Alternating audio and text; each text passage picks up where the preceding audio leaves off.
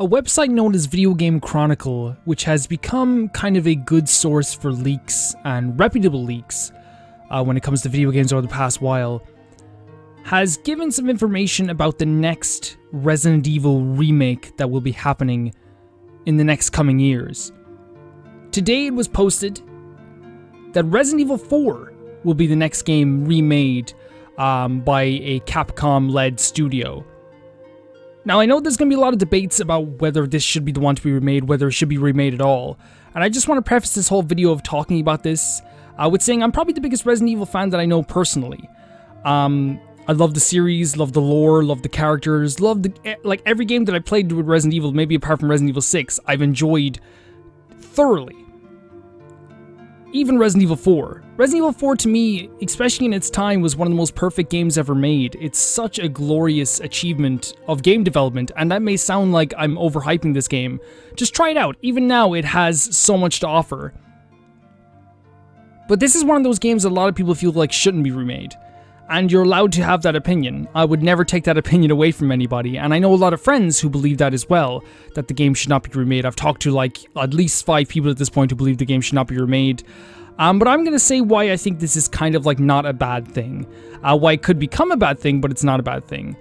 So in terms of the actual information on the leak, the game itself is going to be developed by a Capcom-funded team called M2. Now, M2 is a team, I believe, now please correct me if I'm wrong, which is headed by Tetsuya Minami, who used to work for Platinum Games and has produced some of the best games of all time. I think, you know, the original Resident Evil, a bunch of the Mega Man games as well. He's the planner, I think, for Final Fight as well.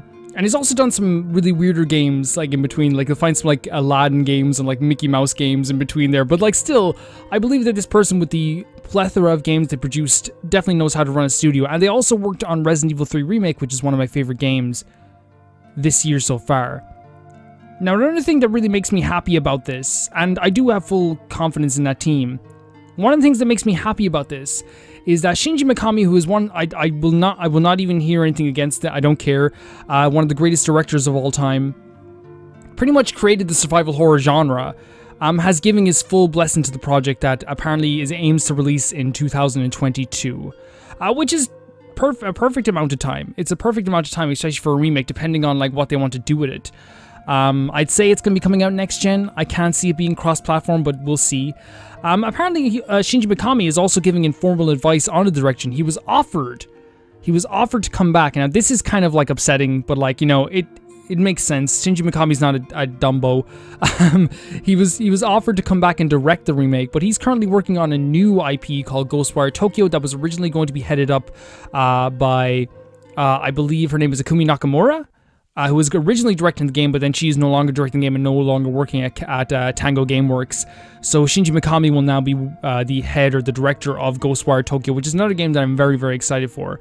The debate really kind of was between all of us was whether this game needs a remake. I'm going to say this right now. Every single Resident Evil game, from Resident Evil 1 remake to all the way down to Resident Evil 5, and all the little ones in between, are playable today. That's one of the things you can always say about the Resident Evil games that are playable today. To me, I never make the argument like, oh, well, you shouldn't make a remake because the old ones are playable. And the reason I say that is because when they remade Resident Evil 2 and made this spectacular, superb game that was my game of the year last year, the original game didn't disappear. The original Resident Evil 2 game did not disappear. It's still there. It's still on your shelf, it's still on the PlayStation Store, they will not erase that game from history, it is just on a separate timeline. The same thing with Resident Evil 3, the original game is not gone. When they remade the original Resident Evil, I believe that since it was directed by the original director, it kind of feels like the original one was kind of gone, but you can still go back and play that at any time. It's the same thing if they remake a movie, you can go back and watch the original movie at all times. So even if this is bad, and to be honest, it could be. Like, no one knows how good of a quality this game is. Especially a game that is held in so high regard. With me as well, it's held in such high regard, not just for its characters, or its tense environments, or its really cool action scenes, and honestly, one of my favorite, like, ongoing linear journeys in the Resident Evil series. I think it revolutionized video games for the better. In some ways, and I think in other ways it probably created like a whole genre that now people follow today. still today. The over-the-shoulder camera angle, they kind of perfected that thing. Not perfected it, of course some games have done it better in the future, but at that time, no one had done it to the kind of success that Resident Evil 4 had at that point. It furthers Ada's and Leon's story. There's some really, really neat enemies in that game, and also there's some neat lore as well for the rest of the series that, honestly, I think is going to be hard to remake. It's going to be a hard thing to remake, but I'm not going to doubt people before the game is out. I'm not going to do that. That's just my personal take. Of course, you can be apprehensive about it. I'm apprehensive about it. I'm worried about every single remake. Before Resident Evil 3 came out, I was worried about that. Before Resident Evil 2 Remake came out, I was worried about that. They are still working on Resident Evil 8. I believe this 100%. I think Capcom are separating their teams and buying out teams and, I guess, leasing out games to teams as well to try and get out as much games as possible.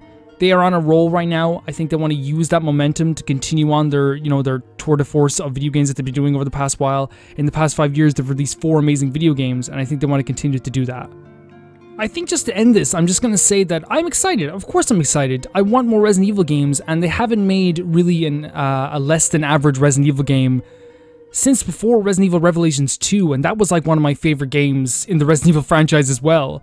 So I have no reason to doubt that this game will be bad, especially after playing Resident Evil 3, and I personally loved it. I know some people didn't like it, but until I see the game, I don't want to cast judgments that it's going to be terrible, or it's going to be good, or it's going to be bad, or it's going to be great. I feel like that's a very silly thing to do, especially since the game isn't even out yet, and we don't even know for sure if it's an actual announcement. But for now, we can just only hope. I'm going to play the shit out of this game.